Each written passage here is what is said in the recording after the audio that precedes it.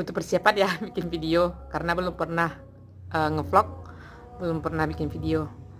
Assalamualaikum warahmatullahi wabarakatuh, teman-teman. Perkenalkan, saya Donna. Saya bikin channel YouTube. Tujuannya pengen berbagi aja dengan teman-teman. Semoga bermanfaat. Karena saya ketika mengalami sesuatu, saya butuh referensi untuk cara saya menghadapi. Mudah-mudahan cara saya menghadapi apa saja yang harus saya persiapkan. Dan saya rasa untuk teman-teman yang mengalami kejadian seperti saya, semoga dengan video saya ini bisa membantu. Saya keguguran di usia 12-13 minggu, antara usia 12-13 minggu. Tanda-tanda apa saja yang saya rasakan sebelum saya dinyatakan keguguran. Pertama,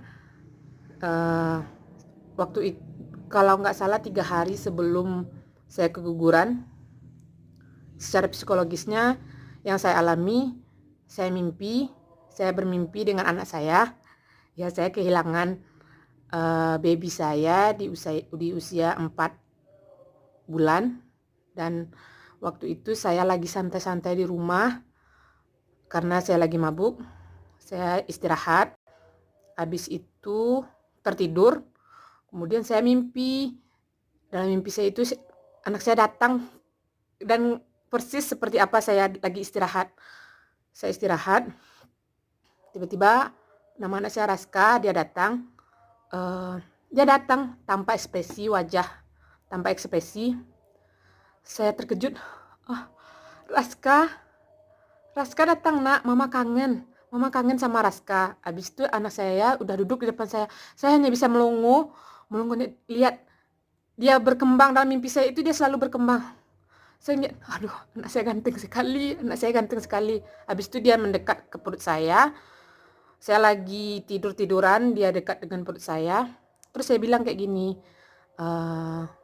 Raska, sini ada dedek, nak, sini ada dedek. Saya bilang kayak gitu. Raska tuh hanya lihat saya tanpa ekspresi lihat saya. Nggak mau, dek. Terus saya diam. Nggak mau, dek. Saya lihat Raska. Terus dia nemplok badannya ke saya kayak gitu. Saya sesak. Rasanya yang nemplok saya itu orang seumuran 20 tahun, berat. Saya nggak mampu nafas. Habis itu saya bangun. Terus saya habis bangun saya mimpi Raska. Saya mimpi Raska datang. Kok dia mimpinya kayak gitu ya? Kok anak saya nggak mau ya? Udahlah, mungkin itu hanya mimpi, mungkin itu hanya pertanda, mungkin saya lagi kangen dengan Raska atau gimana. Habis itu besoknya saya buang air seni. Baunya itu agak aneh. Belum pernah saya membau air seni yang seperti itu. Terus saya pikir, kok aneh ya baunya. Udahlah, mungkin itu karena lagi hamil, atau saya ada makan sesuatu yang kan semuanya ekspresinya melalui air seni. Saya mikirnya hanya gitu. Cuman saya memang tetap menyampaikan sama suami saya buang air kecil kok baunya gitu ya. Udah, saya ngomong kayak gitu aja. Habis itu saya tetap bekerja, tetap biasa. Waktu itu saya dinas malam. Saya seorang tenaga kesehatan, dinas di rumah sakit.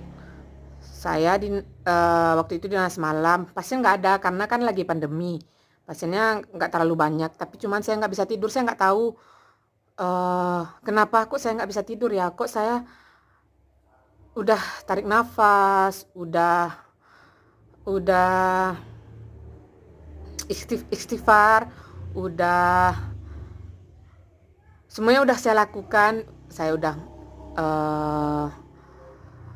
merelaksasi diri saya. Menurut saya udah merelaksasi diri saya. Saya tetap nggak bisa tidur. Habis itu ya ada pasien saya layani. hari besoknya lagi saya juga nggak bisa tidur, nggak tahu kenapa kok saya nggak bisa tidur ya. Ya mungkin karena lagi hamil, pengaruh lagi hamil aja mungkin. Cuman saya udah mulai melalui fase-fase tidak mabuk lagi. Karena memang untuk kehamilan yang saat ini saya merasakan mabuk hamil yang menguras tenaga, mempersiapkan mental saya. Rasanya kok saya nggak kuat ya hamil kali ini, kenapa ya? Saya mikirnya yang penting saya nggak apa-apa mengalami ini, yang penting anak saya sehat. Dan saya mikirnya hanya gitu, tapi pas yang waktu itu saya memang sudah melewati masa karena udah berusia 3 bulan. Biasanya saya kalau seperti itu nggak ada yang mabuk lagi. Habis itu besoknya saya mandi, terus saya terkejut, kok saya lihat ada flek ya di celana saya sebesar ini, 2 jari ini, lebarnya sebesar ini, warnanya coklat. Udah saya selesaikan mandi, saya tenangkan diri, udah mandi. Habis itu saya ganti baju, saya telepon suami, bilang sama suami, saya flek, ngajak suami pergi ke dokter. Karena saya nggak mau tunda-tunda, kan sebagian orang ada kan yang nunda, lihat dulu apanya gimana. Saya nggak mau, saya pengen aja memastikan kayak gitu. Pergilah saya ke dokter. Pas di situ ditanya, ya saya agak mewek karena teman saya tahu saya baru saja kehilangan anak. Terus dia tanya kenapa itu tanya tentang kehamilan saya. Mungkin karena saya terbawa perasaan, baper. Saya cerita ya saya flek, saya berharapnya nggak apa-apa, tapi saya takut saya mungkin udah feeling, mungkin udah diberi perasaan mungkin ya sama Allah, saya nggak tahu. Saya takut, saya merasa saya flek, tapi saya hanya takut sama bayi saya takut sama bayi saya hanya mikir kayak gitu. Habis itu saya pergi daftar ke rumah sakit. Ternyata saya mengalami flek ini di saat pandemi. Habis itu mau cuti lebaran. Orang udah cuti lebaran tanggal 23 Mei 2020. Saya udah di ruang kebidanan, udah ngomong sama bidannya apa-apa saja yang saya alami.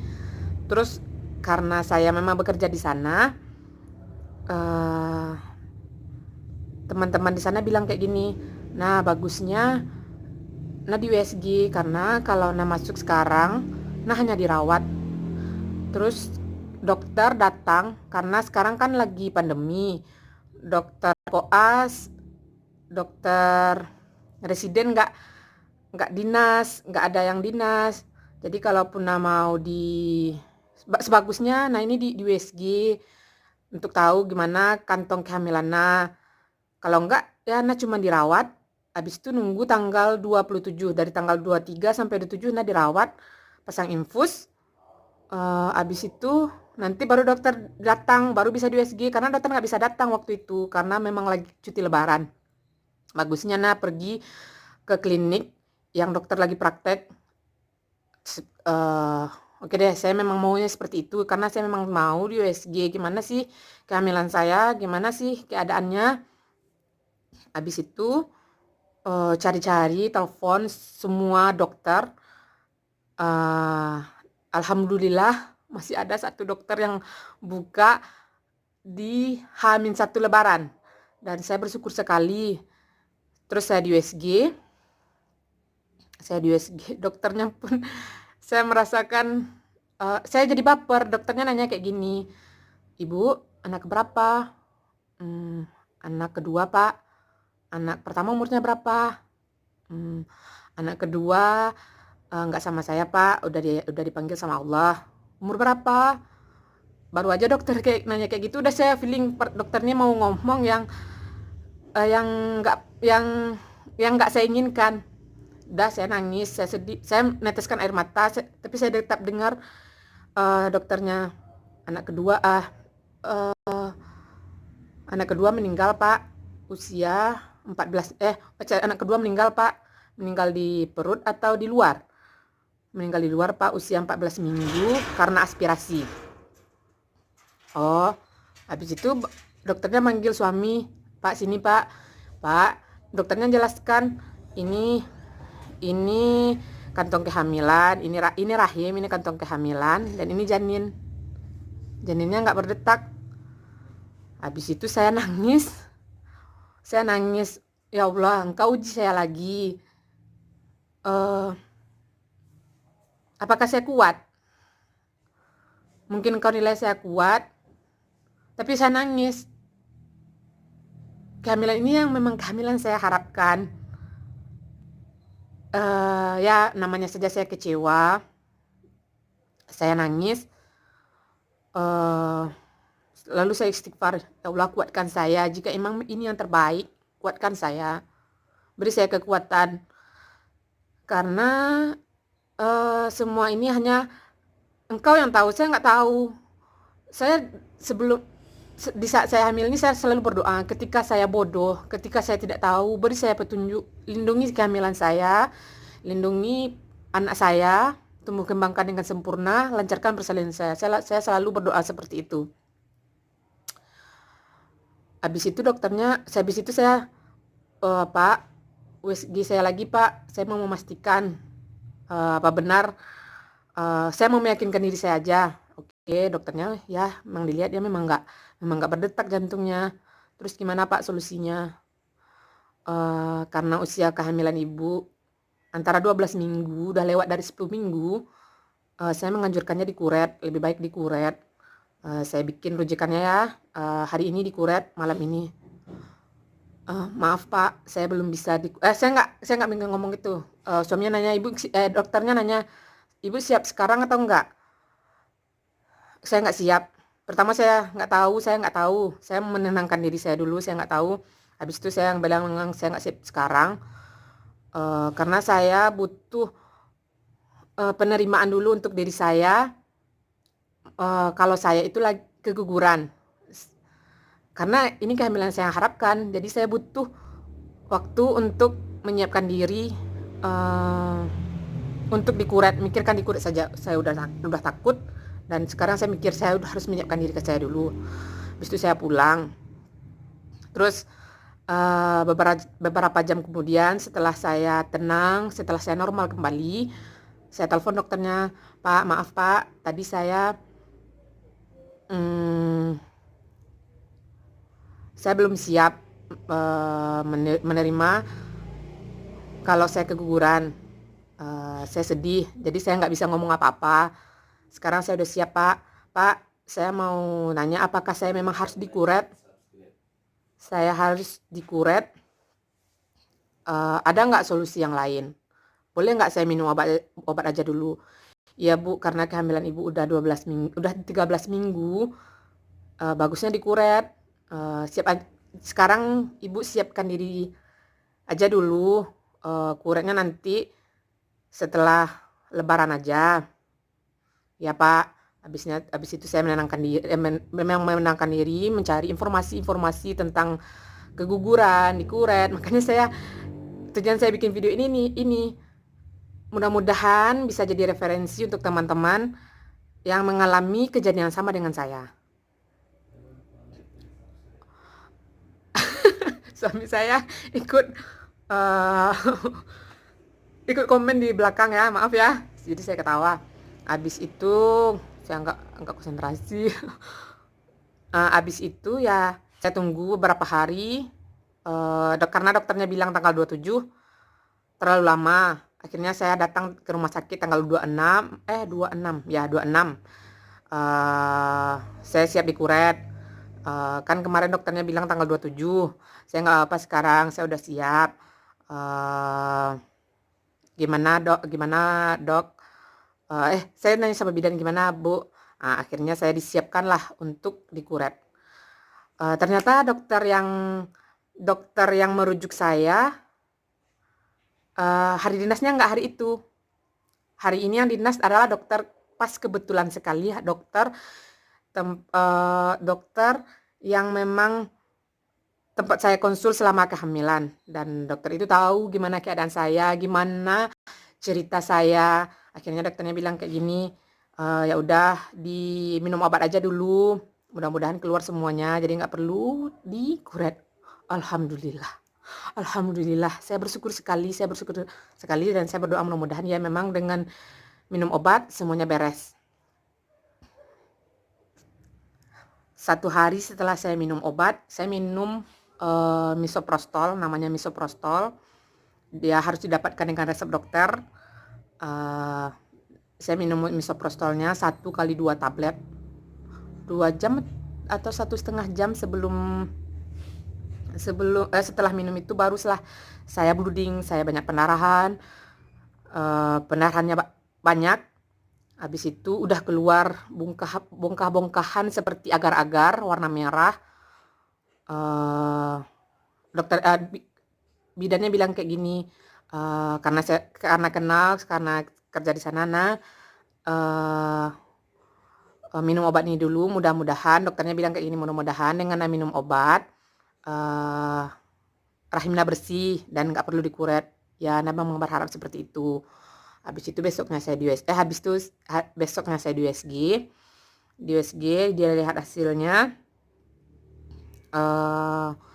Bapaknya bilang kayak gini, nah bapak itu udah, karena waktu itu saya mau curhat sama bapak itu, dan bapak itu mantap sekali untuk dijadikan dokter ya, dokter recommended dah, untuk konsul, untuk pokoknya bapak itu recommended, saya bilang itu aja. Namanya Bapak Beni Oktora SPOG. Bapak itu bilang itu, Ina, janinnya udah lepas, cuman masih ada sisa, gimana? Nah, mau dikuret atau minum obat? Karena saya takut dikuret, saya butuh mempersiapkan diri. Terus saya mikirnya, saya lama juga untuk hamil, Pak. Nah, maunya dikuret, maunya minum obat aja, mudah-mudahan bersih. Nah, oke, bapak itu bilang minum obat aja dulu. Tapi karena saya nggak mau dirawat, saya suntuk di rumah sakit, nggak mau dirawat. Pak, gimana kalau di rumah aja, Pak? Kalau hanya minum obat, gimana kalau di rumah aja? Habis itu USG lagi. Karena nggak betah di rumah sakit, Pak. Apa kuat? Apa siap? Kata bapak itu. Siap, Pak, insya Allah. Kuat, nggak pusing, nggak ada mengalami nyeri yang terlalu hebat. Oke, nggak apa-apa. Cuman kalau di rumah, harus mengikuti prosedur. Pertama, minum obatnya. Yang kedua, tidak boleh bergerak bukannya tidak boleh bergerak berlebihan. Habis itu, jika mengalami keluhan, pendarahan hebat, pendarahannya banyak, pusing, pucat, perutnya kram, harus datang ke rumah sakit atau ke klinik. Boleh pilih yang mana aja. Ya, Pak, siap. Insya Allah nggak apa-apa, Pak.